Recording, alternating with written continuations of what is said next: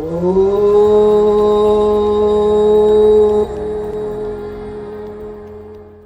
right, welcome, welcome. We are brand new into the Rise with Love series, and it's centered around the goddess Lakshmi, who she plays this beautiful role in this epic tale, and she doesn't actually get to rise to the scene until the very end, when a lot of work and effort and churning of the ocean of consciousness has happened.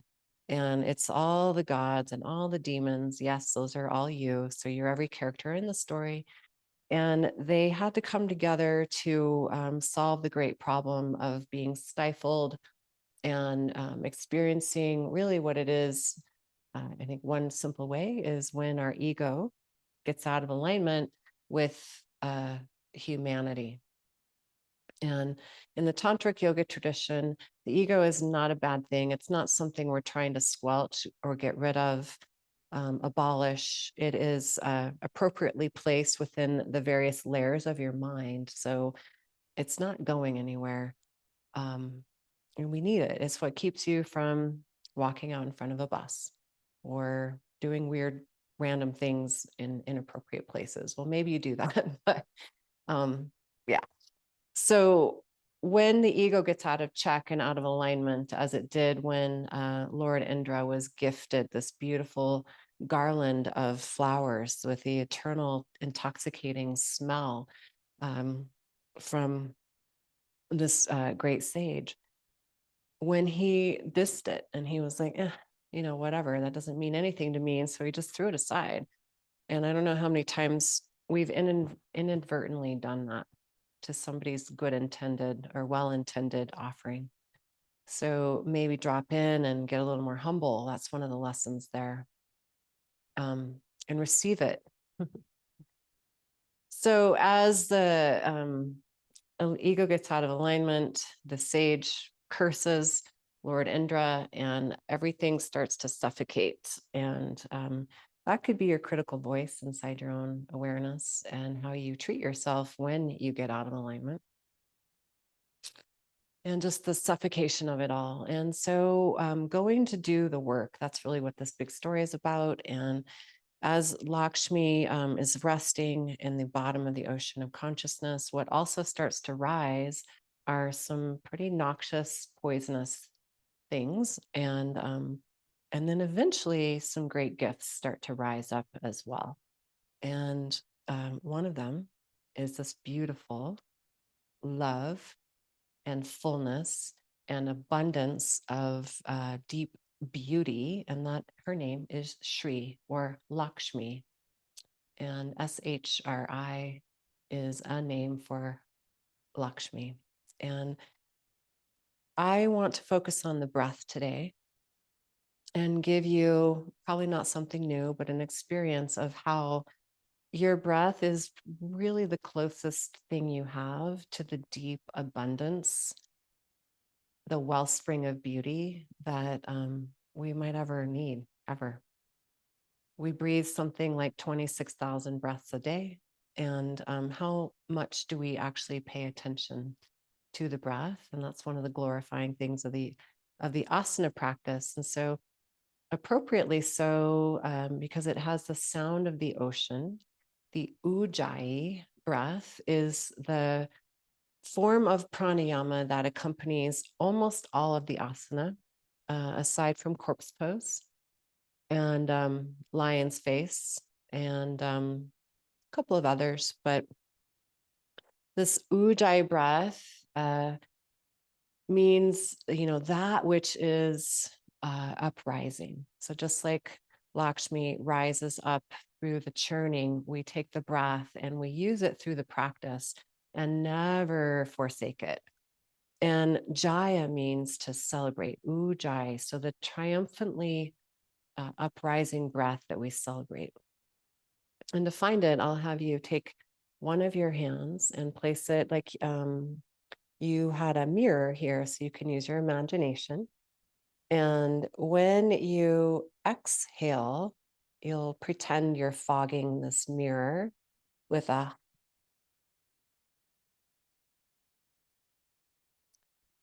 And the second time you get there, when you get about halfway through that ha, fog the mirror breath, keep the sound going, but close your lips. And then see if you can keep the sound going with the lips closed, and inhale through your nose. And one more, start the exhalation, like. And when you press the ha out through, so you'll keep going with your Ujjayi mirror. When you keep the breath pressing, but you close the lips down, you're going to feel a narrowing in your throat. And this is an important component to the Ujjayi pranayama. It creates the ability to draw more of like a vacuum energy into the very being that you are, and to start to regulate the very alchemical chronic force that the breath is. So we can make the breath stronger and louder. We can make it quieter and more shallow. And there will be specific asana, specific poses where we need a more engaged breath, and asana where we can back off. So reach up, inhale, hands to heart. Inhale, arms high. Exhaling, dive. Inhale, side bodies long. One long exhale to downward dog. One long inhale to a plank pose, top of the push-up. One long exhale, knees, chest, and chin. One deep, sweet breath in for a baby cobra. And the exhale is going to initiate a lowering of the heart so that the inhale can lift the waistline. Exhale, dog.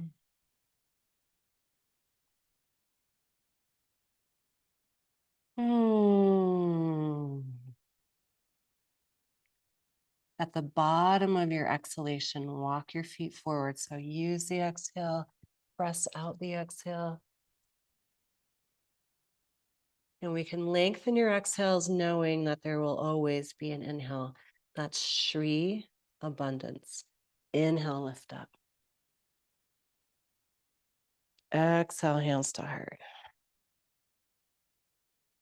Big, bright breath, lift up. Exhale, dive forward. Inhale, lengthen. One long exhale, downward dog. Inhale, plank. One long exhale, knees, chest, chin. One sweet inhale, cobra. Let the exhale press you up. And the inhale, dog pose. Now we'll hold the pose, 5 long Ujjayi breaths.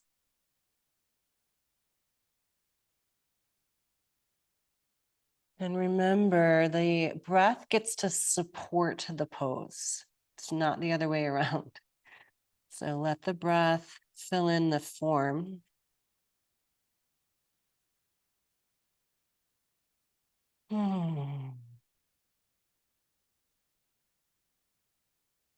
Inhale, left leg up. And step it through, right outside the left wrist. And place the right knee down on the floor. Take 2 blocks to a diagonal to the right. With your in-breath, drag the back knee energetically forward and your front heel energetically backwards. So they're both reaching into the midline between. And you can moderate where your blocks are. So I'm going to keep the back knee pushing forward, and inhale, push your hips back. Exhale, form. Squeeze that outer front left hip in. Then maybe the other forearm can come down. And if you don't need blocks, you can take them away. Keep that left knee moving a little wide. And now become present to the motion of breath. And let the energy of the breath touch all the shores of your body. From toe tip to fingertips. And then slowly, one at a time, lift up one hand and then the other. With your exhalation, straighten your front left leg and move your blocks or your fingertips to wherever you need them.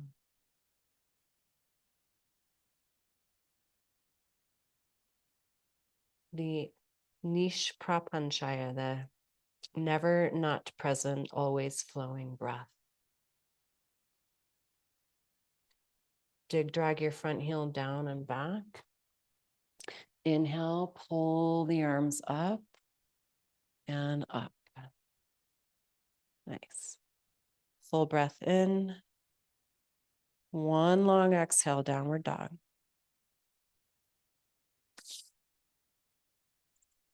One beautiful inhale. Plank. Knees, chest, chin, down. Inhale, cobra. And the exhale lowers while the inhale lifts the waistline. And the exhale, dog.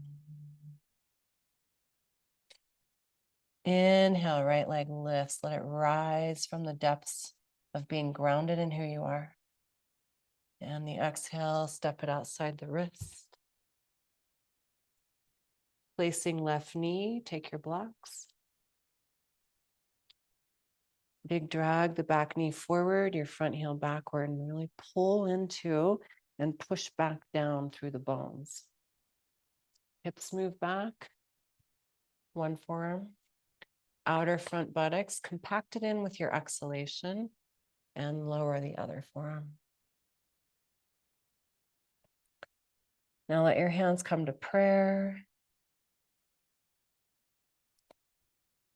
And this pose may be more demanding for you. For some people, the deep forward fold hip opener is a demanding pose. So let your Ujjayi breath match.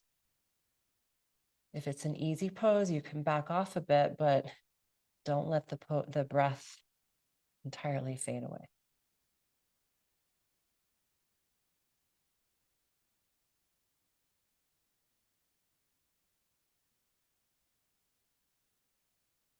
Now in your mind's eye, see your exit. So you'll let the breath start and then the movement to one hand and then the other.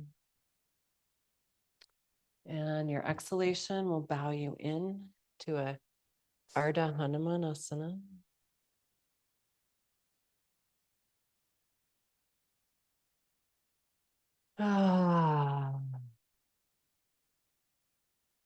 Drag the front heel down even as you bend the knee.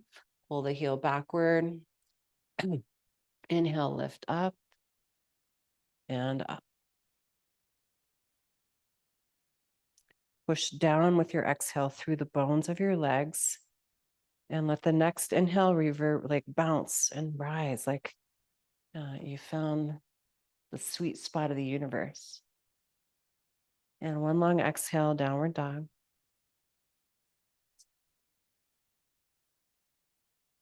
One beautiful plank inhale. One mindful exhale, just chest and chin. And inhale, cobra. This one's going to child's pose. Inhale up. Big toes together, knees wide. And here's a good one. Listen for this cue. Right when your hips almost reach your heels, use an exhalation and tuck your tailbone down to your heels.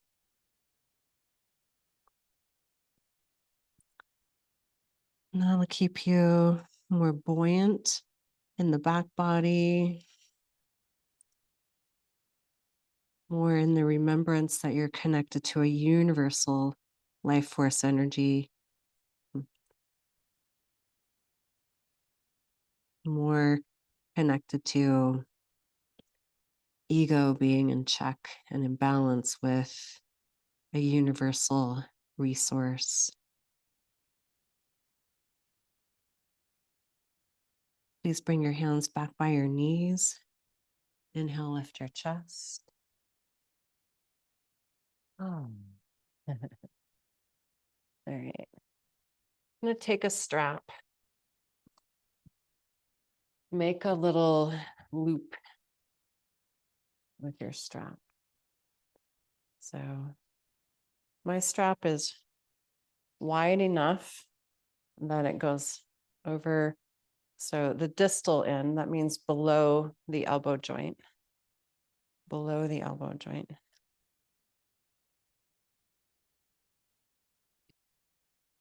Mm-hmm. If sitting on your heels works for you, I like this shape, this Vajrasana shape. If it doesn't, sit up on two blankets and cross your shins. And with the palms facing each other, and affirm your low belly to your low back. So use an exhalation to find that. With an inhalation, pull your arm bones like a key into a lock. Pull your arm bones into your shoulder. And with exhale, push away. Inhale, draw in. Exhale. Now let the top of your throat move back with your upper arm bones. Top of the throat back, lower ears back. And push away. Belly back, arms back, top of the throat back. Now with your next inhale, shoulder blades pulled down your back as the arms stretch up. And you want to pay mindful attention. If your neck got tight or pinched, keep the arms a little more forward and work on integration of shoulders, armpits. If you can keep the shoulder blades pulling towards your pelvis, your tailbone pulling towards your heels, you can extend arms up overhead. Now gently press your forearms into the strap until you feel the muscles on your outer upper arms get strong and maybe even a little bit whiny.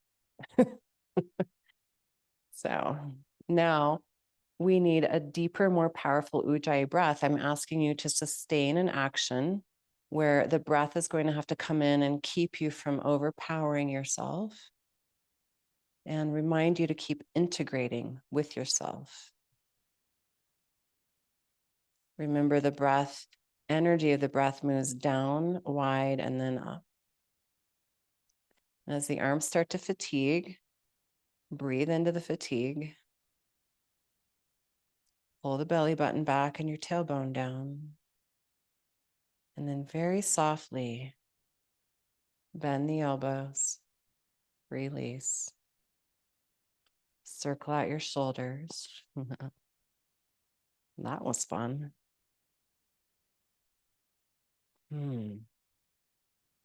Namaste. Peace and love to you. Thank you.